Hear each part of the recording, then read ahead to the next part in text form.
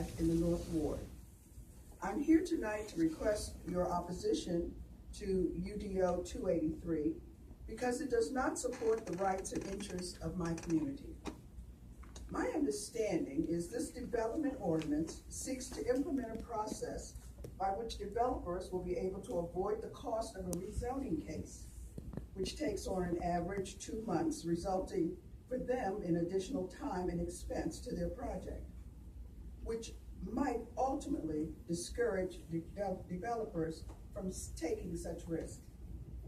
So in effect, to make it easier, faster, and more convenient for profit-seeking developers, this ordinance will eliminate the democratic check and balance system that allows for public hearings to review and question the consequences of such development. It eliminates the resident and other stakeholders' opportunity to voice their concerns about the project's impact on the lives of those living in that community, such as how will this development affect traffic, public safety, schools, and/or the environment. I was told this ordinance will support walkability in new multifamily developments. My question is, walkability to what? More beer bars and outdoor restaurants? What we need in my Boston Thurman community is walkability to supermarkets or to healthcare facilities. Under the UDO 283, it removes all opportunity for the public to ask for these resources.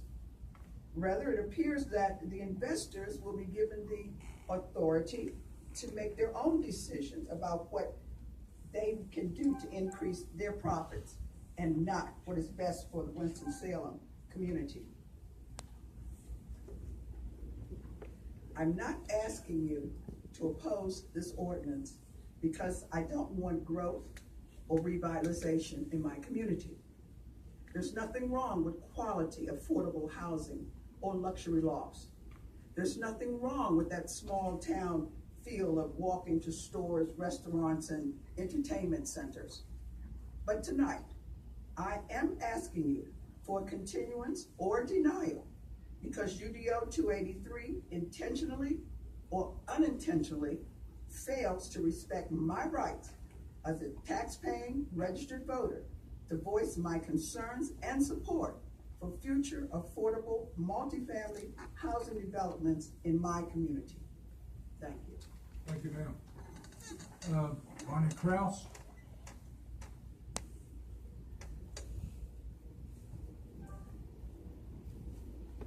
Good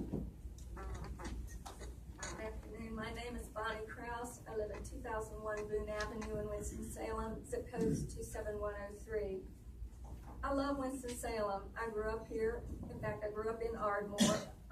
I have a lifelong love of the city, all the trees, the sidewalks, all the things that make it so nice to live in. When I was a child, I carried a paper route to the mobile home park that was at the intersection of Stratford and Knollwood Street. Of course, that's long gone. Change is inevitable. Change is also good, but it's best when residents have some say in how that change arrives. We don't want it to just plop down on us overnight and then have lost our chance to speak up about that. I would fight like a wolverine if somebody tried to come into Miller Park and put up a whole bunch of condos.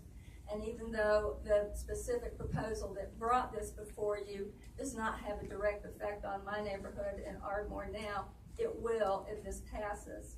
I'd like to say that I'm not a NIMBY, not in my backyard kind of person. If it's in anybody's backyard and it's unfair, you're gonna find me speaking up. The change under consideration is going to do great damage. I want to talk about the intended consequences of this. It is a streamline for development. It is a streamline for investors to select a piece of property and make significant changes to a neighborhood without an opportunity for input from them.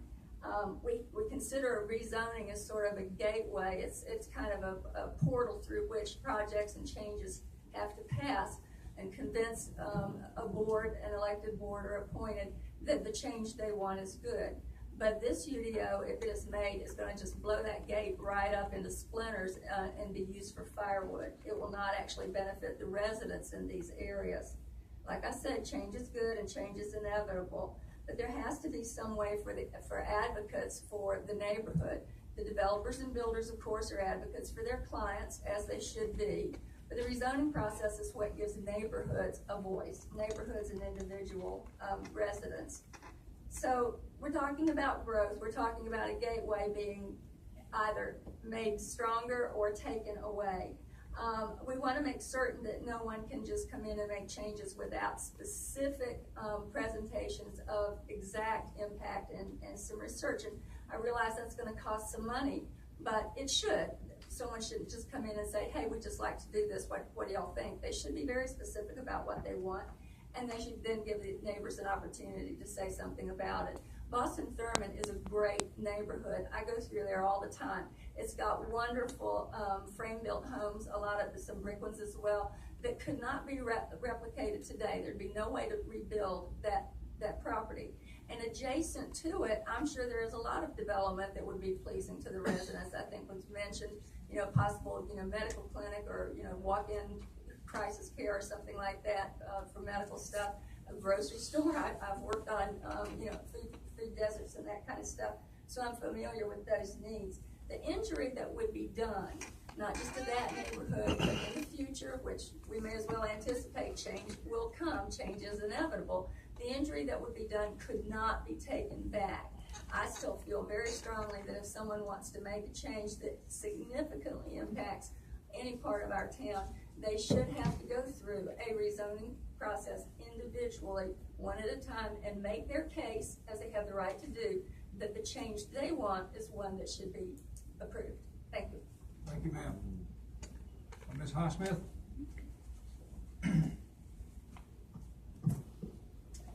Good afternoon, I'm Carolyn Highsmith. I live at 3335 Anderson Drive, 27127. I'm here today in opposition to UDO 283 on behalf of the New South Community Coalition representing the neighborhood areas of South Winston-Salem.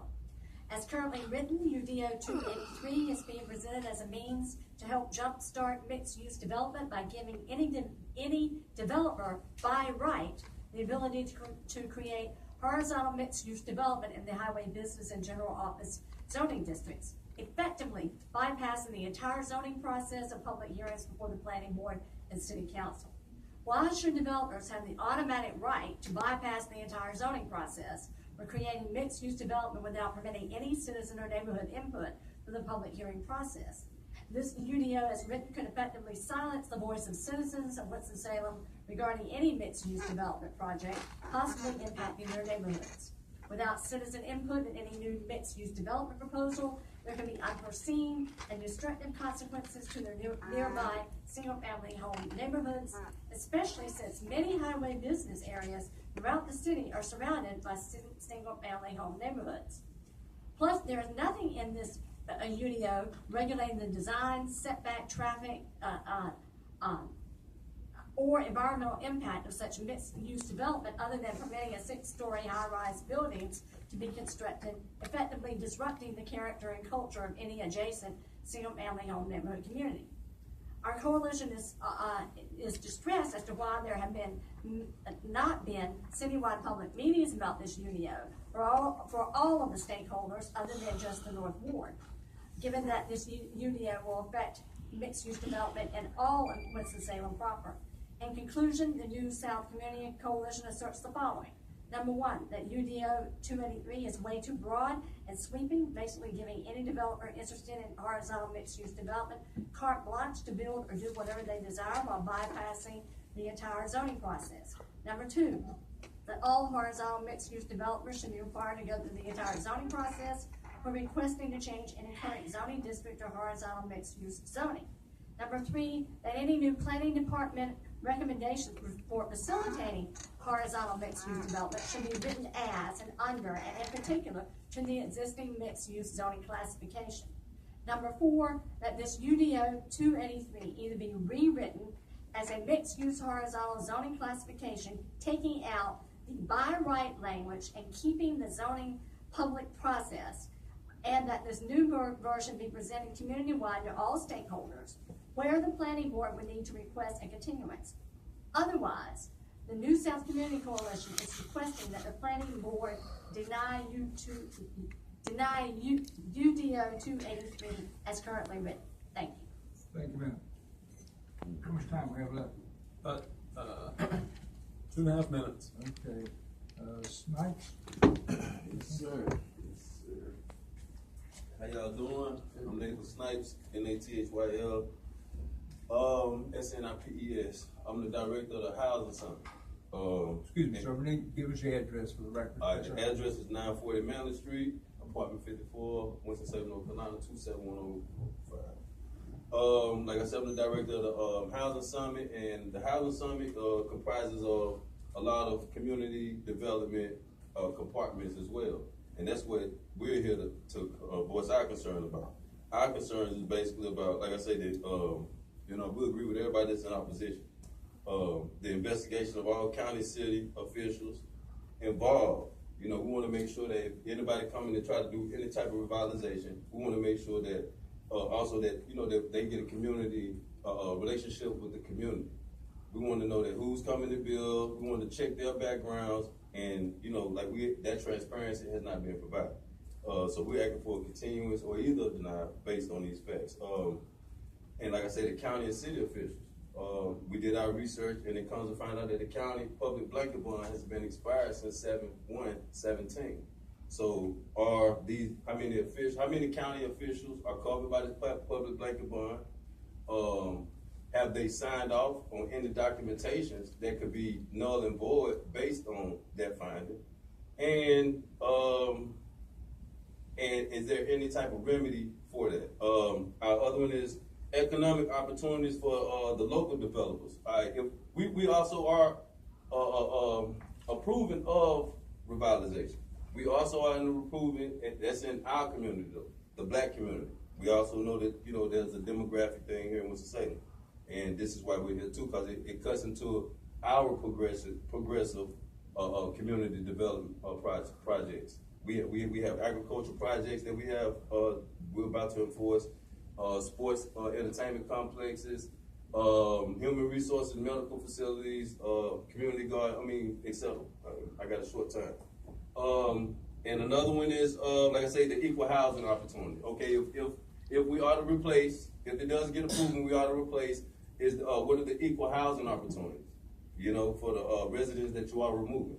Another one is like I say, the tax hold. We also have a tax hold on historical areas in this community that we grew up in.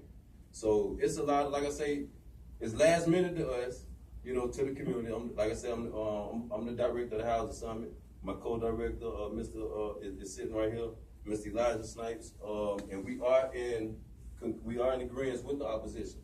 And like I say, our own thing is that it conflicts with our progression. We have our own community development plans as well, in which we can incorporate.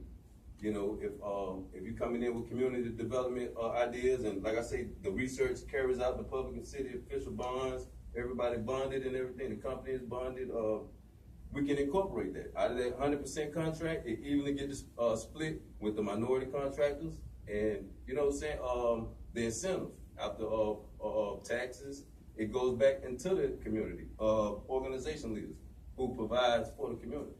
Like it's a lot of transparency and a lot of voids that in 2 minutes I can't get. That's why I'm asking for a continuance, so I can say I can regroup with my community organization leaders. It's just a handful. I have a lot. Like I said, I'm the director of the Housing Summit. This is probably, I have the biggest community organization. I have the largest. Like I said again, I'm Nathan Snipes. These are and they're serious concern, especially with the public blanket bond and these city and county officials. We definitely need to know that no documentation has been signed by officials who were improperly bonded and lawfully bonded. Nathan Snipes. Yikes. King of the city. Thank you, sir. That's all the time this is.